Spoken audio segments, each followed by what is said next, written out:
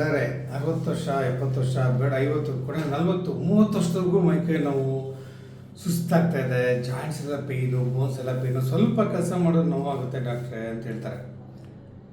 ಎಲ್ಲರೂ ಅನ್ಕೊಂತಾರೆ ಏನೋ ಆಗ್ತದೆ ಬಿಡು, ಅಥವಾ ಕೆಲಸ ಜಾಸ್ತಿ ಸ್ಟ್ರೈನ್ ಆಗ್ತದೆ ಅಂದ್ಕೊಳ್ತಾರೆ. ಅಲ್ಲ, ಎಲ್ಲೋ ಕ್ಯಾಲ್ಶಿಯಂ ಅಂಶ ನಿಮ್ಮ ದೇಹದಲ್ಲಿ ಕಡಿಮೆ ಆಗ್ತಾ ಇರುತ್ತೆ. ಕ್ಯಾಲ್ಶಿಯಂ ಅಂಶ ತೋತಿರ್ತೀರ, ಹಾಲು ಕುಡಿತಿರ್ತೀರ, ಮುದ್ದೆ ತಿಂತಿರ್ತೀರ, ಆದ್ರೂ ಈ ಥರ ಮೈಕೈ ನೋವು ಬರೋದು, ಸುಸ್ತವಾದಾಗ್ತಿರುತ್ತೆ. ಕ್ಯಾಲ್ಶಿಯಂನಿಂದ ಯಾವ ರೀತಿ ತೊಂದರೆ ಆಗುತ್ತೆ, ಕ್ಯಾಲ್ಶಿಯಂ ಕಡಿಮೆ ಆದರೆ ಯಾವ ರೀತಿ ಆಗುತ್ತೆ, ಕ್ಯಾಲ್ಶಿಯಂ ಒಂದೇ ಸಾಕಾಗಲ್ಲ, ಬೇರೆ ಬೇರೆ ಎಲ್ಲ ಆಹಾರ ಪದಾರ್ಥಗಳು ಬೇಕು ಅಂತ ಪೂರ್ತಿ ವಿಡಿಯೋದಲ್ಲಿ ಹೇಳ್ತೀನಿ. ನಾನು ಡಾಕ್ಟರ್ ಮುರಳೀಧರ್ ಅಂತ ಆರ್ಥೋಪೆಡಿಕ್ ಸರ್ಜನ್. ನಾನು 500ಕ್ಕೂ ಹೆಚ್ಚು ವಿಡಿಯೋಗಳನ್ನ ಮಾಡಿದ್ದೀನಿ. ನಮ್ಮ ವಿಡಿಯೋನ ಮರೆಯದೆ ಇವಾಗಲೇ ಲೈಕ್ ಮಾಡಿ, ಶೇರ್ ಮಾಡಿ, ಇವಾಗಲೇ ಸಬ್ಸ್ಕ್ರೈಬ್ ಮಾಡಿ.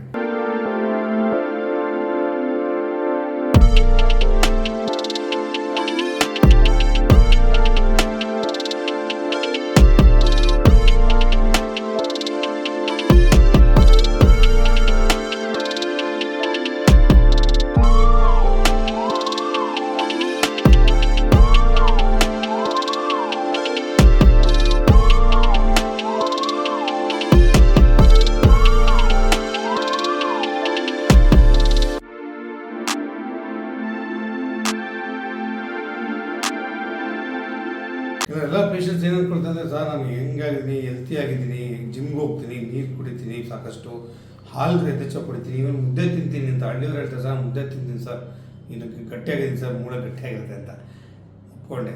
ನೀವು ಕ್ಯಾಲ್ಶಿಯಂ ರಿಚ್ ಫುಡ್ ತೊಗೊಂಡ ಖಂಡಿತ ಮೂಳೆಗೆ ಹೆಲ್ಪ್ ಆಗುತ್ತೆ. ಆದರೆ ಬರೀ ಕ್ಯಾಲ್ಶಿಯಂ ರಿಚ್ ಒಂದೇ ಸಾಲಲ್ಲ.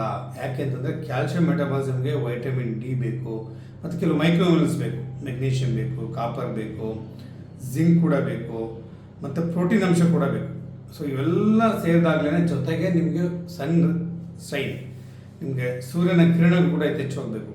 ಜೊತೆಗೆ ನಿಮ್ಗೆ ಡೈಜೆಷನ್ ಚೆನ್ನಾಗಿ, ಬರೀ ನೀವು ಕ್ಯಾಲ್ಸಿಯಂ ಮಾತ್ರ ನುಂಗ್ಬಿಟ್ರೆ ಅದು ಡೈಜೆಷನ್ ಚೆನ್ನಾಗಿರ್ಬೇಕು, ಡೈಜೆಷನ್ ಪವರ್ ಚೆನ್ನಾಗಿರ್ಬೇಕು. ಸೊ ಅದು ನಿಮ್ಗೆ ಚೆನ್ನಾಗಿ ಅಬ್ಸರ್ಪ್ಷನ್ ಆಗಬೇಕು, ಅಬ್ಸರ್ಪ್ಷನ್ ಆಗೋಗಿದ್ದು ಬೋನಲ್ಲಿ ಡೆಪಾಸಿಟ್ ಆಗಬೇಕು.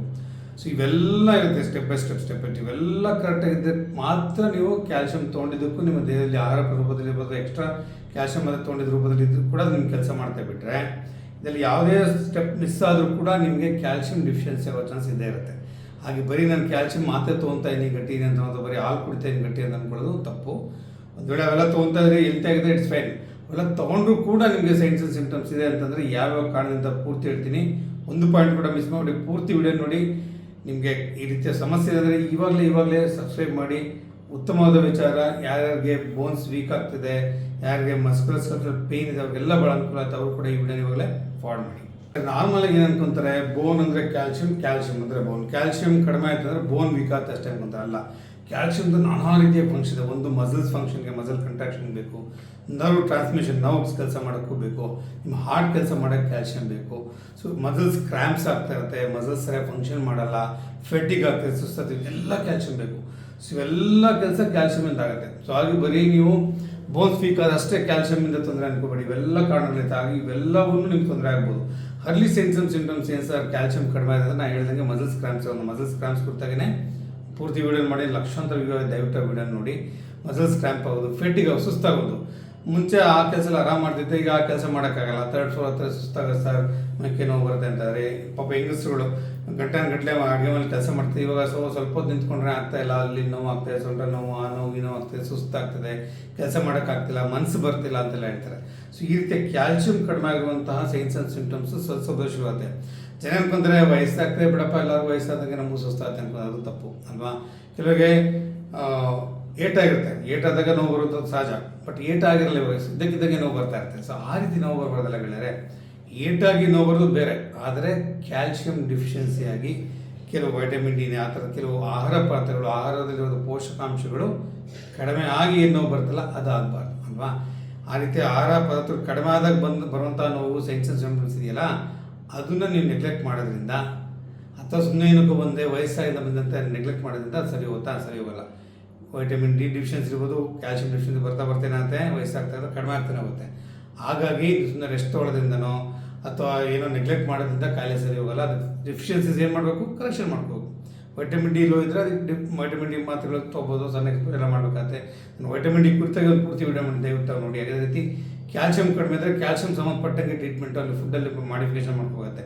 ಆ ಡಿಫಿಷಿಯನ್ಸಿನ ನೀವು ಕರೆಕ್ಷನ್ ಮಾಡಿ ನಾರ್ಮಲ್ ರೇಂಜ್ಗೆ ನೀವು ವೈಟಮಿನ್ ಡಿ ಕ್ಯಾಲ್ಶಿಯಂ ಬಂತಂದರೆ ಆಟೋಮೆಟಿಕ್ ಸೈನ್ಸ್ ಆ್ಯಂಡ್ ಸಿಂಪ್ಟಮ್ಸ್ ಕಡಿಮೆ ಆಗುತ್ತೆ. ನೀವು ನೆಗ್ಲೆಕ್ಟ್ ಮಾಡೋದ್ರಿಂದ ಖಂಡಿತ ಸೆನ್ಸಿಟಿವ್ನೆಸ್ಸು ಇಂಪ್ರೂವ್ ಆಗಲ್ಲ.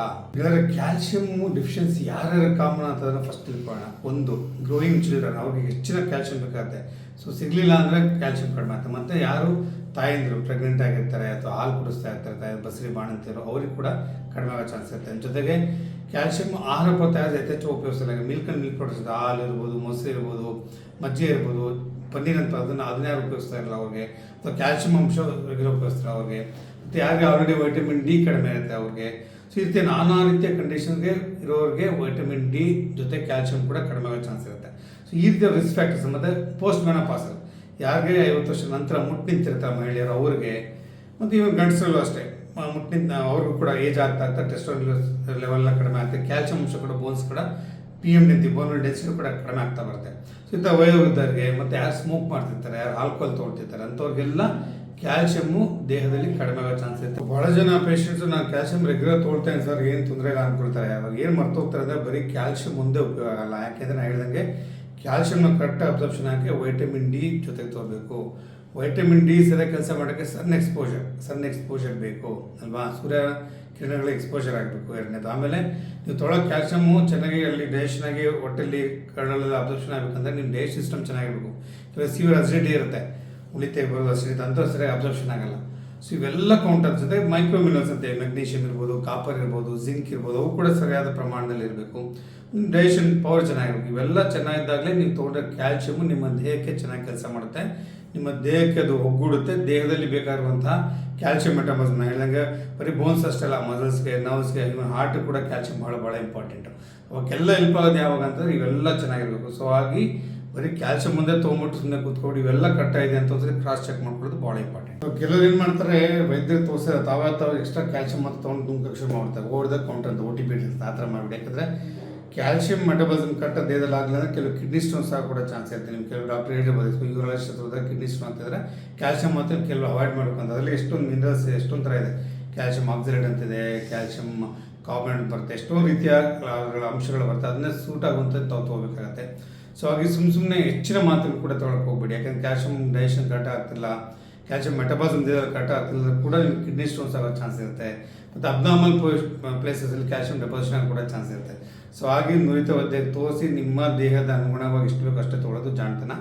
ನೀರು ಕೂಡ ಚೆನ್ನಾಗಿ ಕುಡಿಬೇಕಾಗುತ್ತೆ. ಕ್ಯಾಲ್ಸಿಯಂ ಮಾತ್ರ ತೊಗೊಳ್ಳೋರು ನೀರಲ್ಲೂ ಎಕ್ಸ್ಟ್ರಾ ಇರುವಂಥ ಕ್ಯಾಲ್ಸಿಯಂ ಕೂಡ ಹೋಗೋ ಚಾನ್ಸ್ ಇರುತ್ತೆ. ಸೊ ಹಾಗೆ ಭಾಳ ಕೇರ್ಫುಲ್ಲಾಗಿ ಒಬ್ಬ ನುರಿತ ವೈದ್ಯರಿಗೆ ತೋರಿಸಿ ಯಾವ ಕ್ಯಾಲ್ಸಿಯಂ ಎಷ್ಟು ಕಡಿಮೆ ಇದೆ ಏನಿದೆ ಅಂತ ತೋರಿಸಿ ತೊಗೊಳ್ಳೋದು ಒಳ್ಳೆಯದು. ಬೆಳಗ್ಗೆ ಕ್ಯಾಲ್ಸಿಯಂ ಭಾಳ ಅತ್ಯಮೂಲ್ಯವಾದ ಒಂದು ಮಿನರಲ್ ಅಂತ ಹೇಳ್ಬೋದು ನಮ್ಮ ದೇಹಕ್ಕೆ. ನಾವೆಲ್ಲರಿಗೆ ಬೋನ್ ಇಸ್ ಕ್ಯಾಲ್ಸಿಯಂ, ಕ್ಯಾಲ್ಸಿಯಂ ಇಸ್ ಬೋನ್ ಅಂತಲ್ಲ, ಬರೀ ಬೋನ್ಗಲ್ಲ, ಮಸಲ್ಸ್ ಫಂಕ್ಷನ್ಗೆ, ಹಾರ್ಟ್ ಫಂಕ್ಷನ್ಗೆ, ಪ್ರತಿಯೊಂದಕ್ಕೂ ನಿಮಗೆ ಕ್ಯಾಲ್ಸಿಯಂ ಬೇಕು. ಸೊ ರೆಗ್ಯುಲರಾಗಿ 50 ವರ್ಷ ದಾಟಿದವರು ಕ್ಯಾಲ್ಸಿಯಂ ರಿಚ್ ಫುಡ್ ತೊಗೊಳ್ಳೋದು ಒಳ್ಳೆಯದು. ಜೊತೆಗೆ ವೈಟಮಿನ್ ಡಿ ತೊಗೋಬೇಕು, ಸನ್ ಎಕ್ಸ್ಪೋಜರ್ ಬೇಕು, ಎಕ್ಸಸೈಸ್ ಮಾಡಬೇಕು, ಮತ್ತು ಸ್ಮೋಕಿಂಗ್ ಆ್ಯಂಡ್ ಡ್ರಿಂಕಿಂಗ್ ಇದ್ದರೆ ಅದನ್ನು ಅವಾಯ್ಡ್ ಮಾಡಿ. ನಾವು ಹೇಳ್ತೀವಿ smoking drink 2 things which will kill you without attacking you ಅಂತ. ಸೊ ಸ್ಮೋಕಿಂಗ್ ಡ್ರಿಂಕಿಂಗ್ ಅವಾಯ್ಡ್ ಮಾಡಿ, ಎಕ್ಸಸೈಸ್ ರೆಗ್ಯುಲರ್ ಮಾಡಿ, ಎಲ್ಲ ನೀವು ಫಾಲೋ ಮಾಡಿದರೆ ಕ್ಯಾಲ್ಸಿಯಂ ಕಡಿಮೆ ಆಗುವಂಥ ಸೈನ್ಸಸ್ ಅವಾಯ್ಡ್ ಆಗುತ್ತೆ. ನಾನು ಡಾಕ್ಟರ್ ಮುರಳೀಧರ್ ಆರ್ಥೋಪೆಡಿಕ್ ಸರ್ಜನ್. ಸಾಧಾರಣ 500 ಹೆಚ್ಚು ವಿಡಿಯೋಗಳನ್ನ ಮಾಡಿದ್ದೀನಿ. ರಕ್ಷಾ ಸೂಪರ್ ಸ್ಪೆಷಲ್ ಹಾಸ್ಪಿಟಲ್ ತುಮಕೂರಲ್ಲಿ ಈ ಥರ ಆಸ್ಟ್ರೋಪೋಸಲ್ ಫ್ರ್ಯಾಕ್ಚರ್ಸ್ 50 ವರ್ಷ, ಇವತ್ತು ಕೂಡ ಒಂದು 64 ವರ್ಷ ಭುಜದ ಫ್ರ್ಯಾಕ್ಚರ್ ಆಗಿಬಿಟ್ಟಿದ್ದು, ಬಿದ್ದು ಸುಮ್ಮನೆ ವಾಕಿಂಗ್ ಹೋಗಿ ಜಾರ್ ಬಿದ್ದು ಫ್ರ್ಯಾಕ್ಚರ್ ಆಗಿತ್ತು, ಮೇಜರ್ ಆಪ್ರೇಷನ್ ಮಾಡಿದ್ವಿ. ಸೊ ಹಾಗೆ ಈ ಥರ ಮೇಜರ್ ಆಪ್ರೇಷನ್ ಆಗೋದನ್ನ ಅವಾಯ್ಡ್ ಮಾಡೋಣ, ಎಲ್ಲರೂ ಹೆಲ್ತಿಯಾಗಿರೋಣ, ಕ್ಯಾಲ್ಸಿಯಂ ರಿಚ್ ಫುಡ್ ತೊಗೊಳ್ಳೋಣ, ಬೋನ್ಸ್ ಹೆಲ್ತ್ ಕಾಪಾಡ್ಕೊಳ್ಳೋಣ. Mobility is life is mobility ಅಂತೀನಿ. ನಿಮ್ಮ ಬೋನ್ ಸ್ಟ್ರಾಂಗ್ ಇದೆ, ನಿಮ್ಮ ಲೈಫ್ ಕೂಡ ಸ್ಟ್ರಾಂಗ್ ಇರುತ್ತೆ. Once all the best. ಪೂರ್ತಿ ವಿಡಿಯೋ ನೋಡೋದಕ್ಕೆ ಧನ್ಯವಾದಗಳು. ಮರದೇ ಇವಾಗಲೇ ಸಬ್ಸ್ಕ್ರೈಬ್ ಮಾಡಿ. ಮತ್ತು 50 ವರ್ಷ ದಾಟಿದವ್ರಿಗೆಲ್ಲ ಈಗಲೇ ಏನು ಮಾಡಬೇಕು, ಫಾರ್ವರ್ಡ್ ಮಾಡಿ, ಅವ್ರಿಗೆ ನೋಡೋಕ್ಕೆ ಇವಾಗಲೇ ಸಬ್ಸ್ಕ್ರೈಬ್ ಮಾಡೋಕ್ಕೆ.